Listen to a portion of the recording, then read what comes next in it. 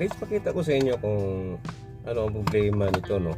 So mayroon tayong kaparehong battery, isang good, isang bad. At ito yung kanyang laman, ito yung laman ng good, ito yung laman ng bad. Ito good to, at na-upgrade ko na to sa nauna kong video. At ito ay original niya pa. Original pero local siya. Original yung battery pero local. Ngayon, i-testing natin to guys, para malaman natin yung capacity niya kung ilan na lang. Mag-test tayo dito guys, paano malaman to. Tip ko lang to guys para sa inyo.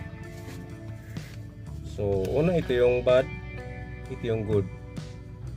Ang sabi kasi minsan sira yung battery, kaya mahina ang ano. Ang problema nito guys, madali siyang full charge, madali rin siyang malubat, no? So ito naman is good to, no? So check natin kung bakit. Ang sabi nila battery daw. So itabi mo natin to. Unang i-check natin itong ating good, para malaman ninyo. Lagyan lang natin ng harang. So punta tayo sa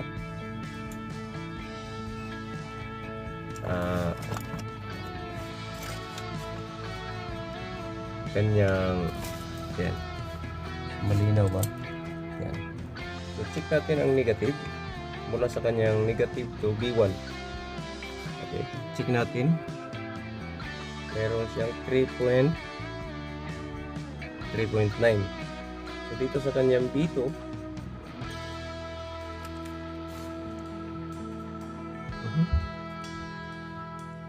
mayroon siyang 7.9. So 7.9 sa kanyang B3, mayroon siyang 11.9. At sa kanyang B4, mayroon siyang 16. 15.9, no? 1599, so considered as 16. So dito sa kanyang 5, so 19.9, no? Basta 19.9. So considered siya as a good, dahil ang 5 series na battery is equivalent to 18 volts, 21 volts maximum. So considered siya as a good, which is good naman talaga siya kasi buo yan. So ngayon, ang sabi nila dito is battery daw ang problema nito. So, check natin yung battery guys, kung battery nga ba ang problema, no? Check natin ang negative. So dito pa rin ang negative sa kanyang B1. So sa kanyang B1 guys is 3.9, no? 3.9 is considered good yung unang battery. So dito tayo sa pangalawang battery. So sa kanyang pangalawang battery is 8 volts. So consider siya as a good, no? Ang una at saka dalawang battery. Dito tayo sa battery 3. Sa kanyang battery 3 is 12 volts. So ibig sabihin good yung kanyang battery 1, 2, 3. So dito naman tayo sa kanyang battery 4. Sa kanyang battery 4 is 16 volts, no? 16.1.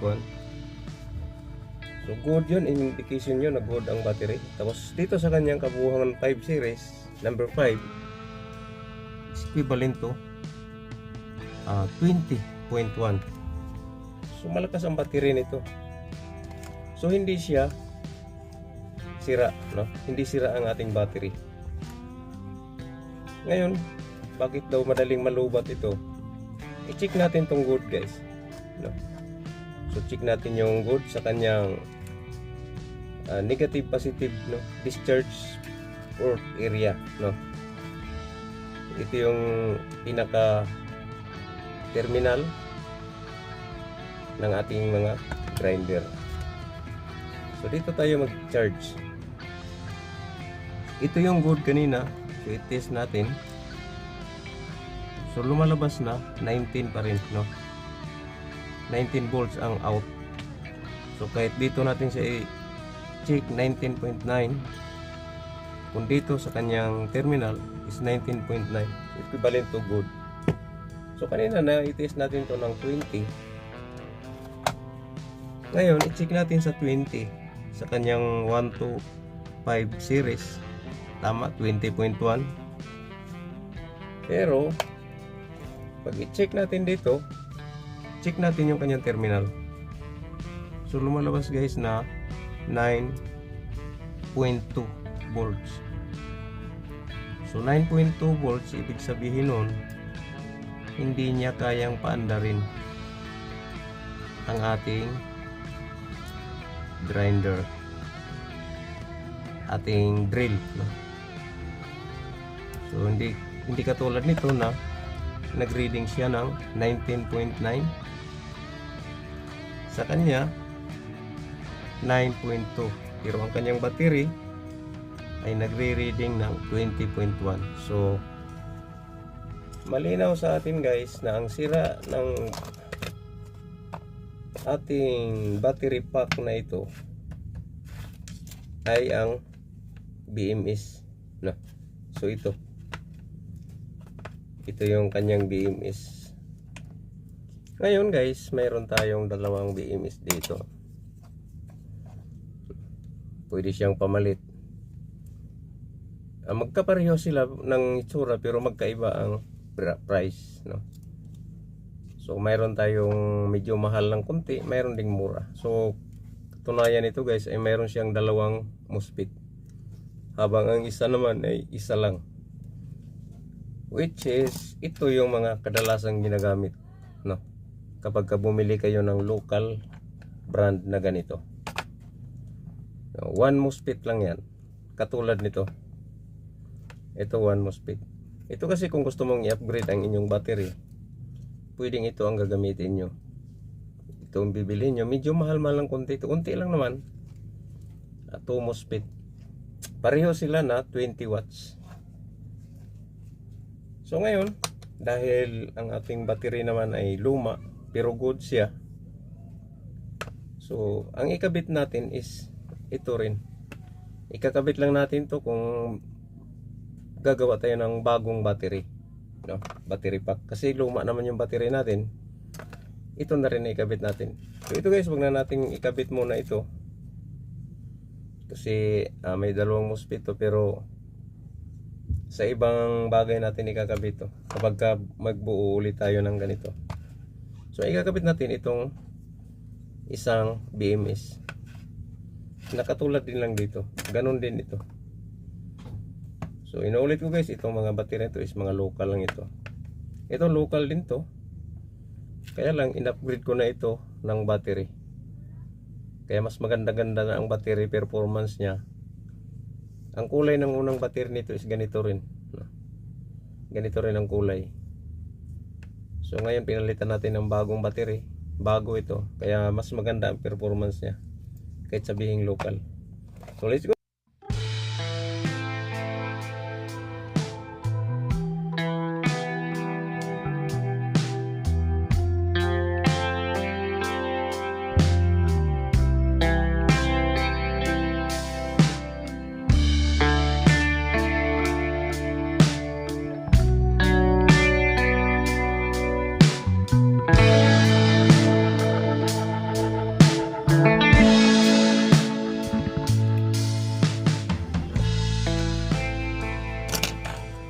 Yun. Ituloy lang natin to. So ganun lang kadali magpalit guys, no? Konting tiyaga lang.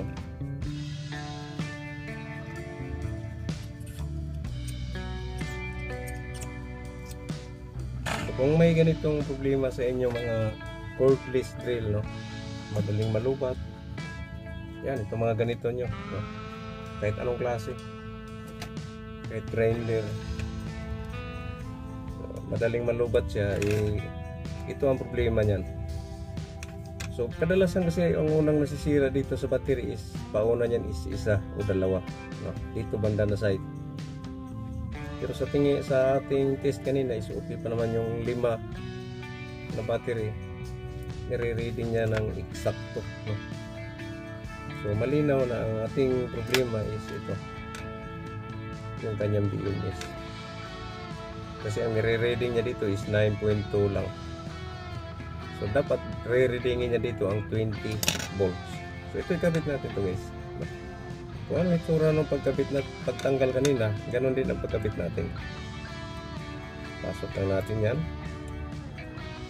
Yan.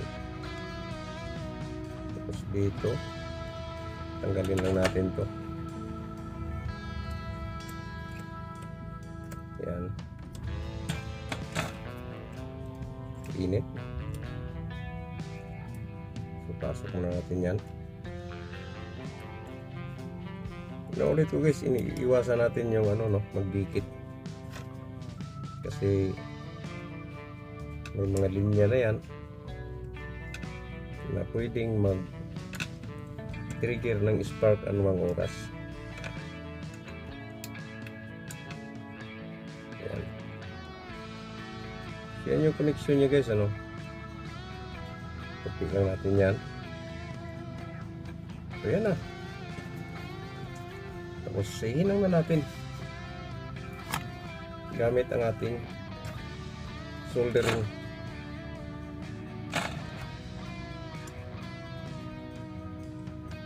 Ayan. So ingatan natin na hindi maano.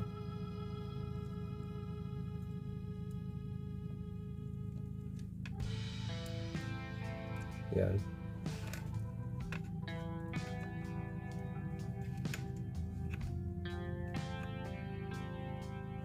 Yan. So medyo balik na yung ano niya dito guys, yung isang side, pero yan, kasi okay pa naman yan.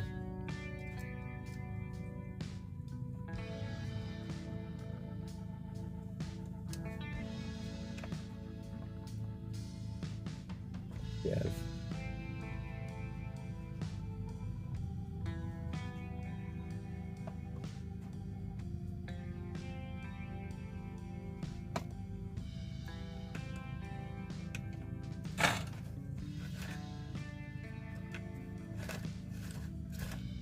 So remember guys, pag gumamit yan ng ganito, habang nakakabit na to, huwag nyo pahiga-higa yung ating ano, dapat nakatutok lang, no, kung saan, kasi may tendency kasi nasasabit dito, magkaroon ng spark. So tutok lang to, kahit sa ating lead, no, kahit itong lead natin, huwag nating hayaan na mag ikis-ikis sa ating BMS. So sensitive ito guys, magkaroon na ng spark ng konti yan, madaling masira yan.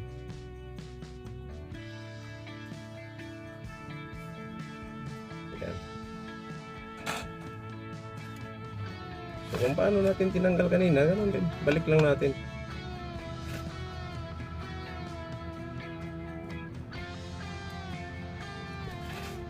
So dito na tayo na porsyon.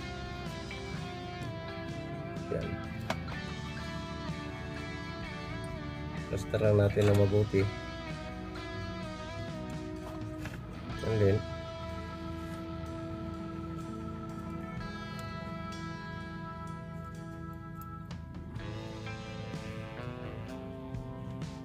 yan. So ito, ganoon din.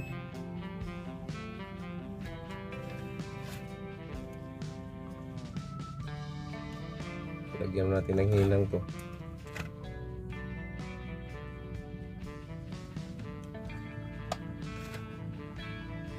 Hinang natin.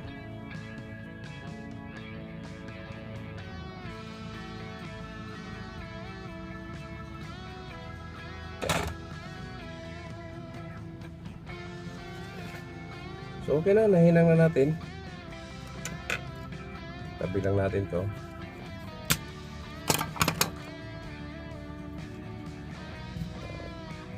Check na natin guys, no? Gisingin lang natin yung ating tester. Yan.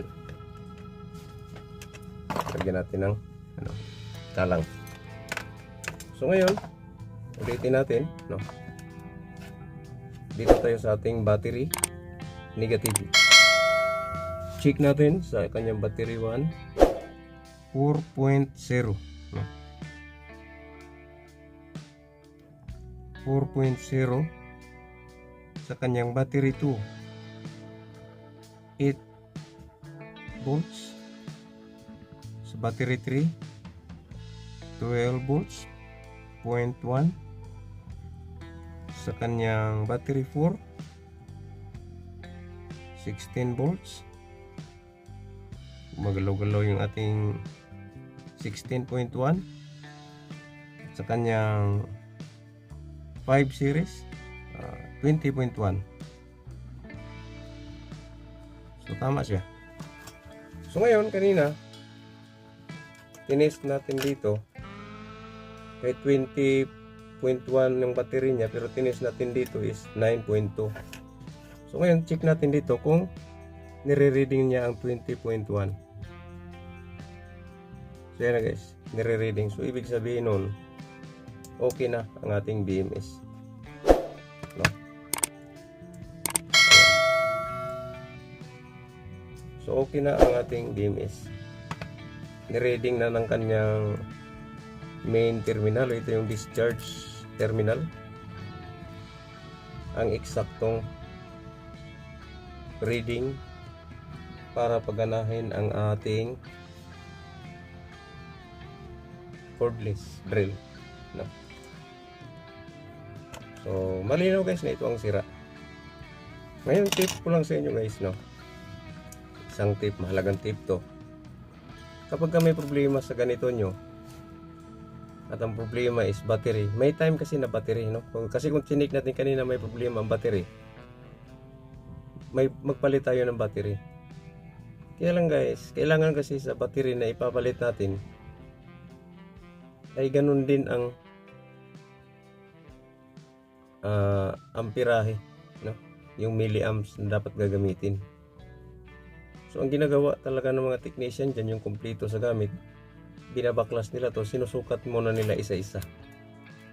Ngayon, saka sila kumuha ng extra battery, sukatin nila kung kapareho ang milliamps, pwede nilang ipalit isa.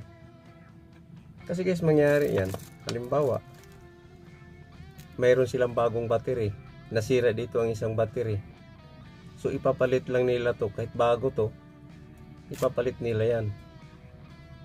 May tendency kasi guys na masisira rin to, no? Kahit bago, kasi hindi niya kayang sabayan itong lahat,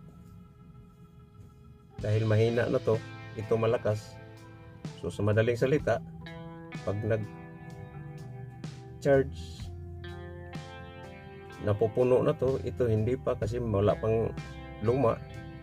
Pag ginamit mo, ito rin ang unang maubos. Ito, na steady siya. Kaya kailangan lang, pag nagpalit ka ng ganito na battery, ang suggest ko, papalitan na lahat, no? Kung walang, lalo na kung walang pang panukat, no? Yung mga amp, tawag niyan, tester, milliamp tester. Pag walang ganon, bilhan mo na ng bago lahat, itong 5. Kaysa palitan mo ng isa, magkaibang sukat, hindi rin magtatagal yan. So ngayon okay na siya. Balik na lang natin sa kanyang kaha. So ito yung sa dito sa isa, and then ito naman yung sa kanya.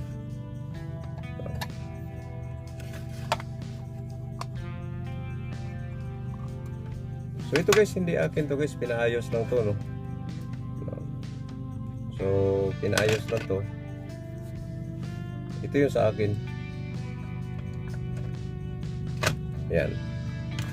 So pasya naman siya. And then takip natin.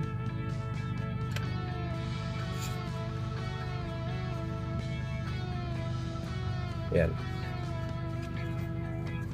So tama-tama yung butas niya. Tornilyo na natin. Tanggalin natin to. Yan.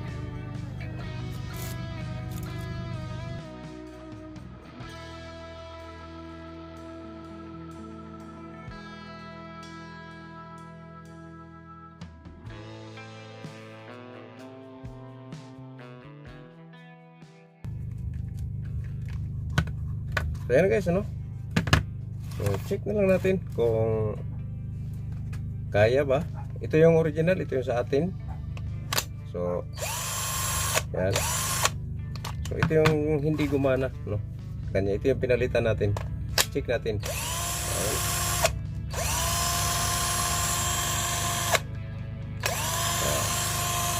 So okay na siya. So hindi tayo nagpalit ng battery kasi okay naman yung mga battery niya. Ang pinalitan natin is ito. So you guys, thank you for watching guys. At sa mga hindi pa na-subscribe sa ating channel guys, please like and subscribe. Bye bye.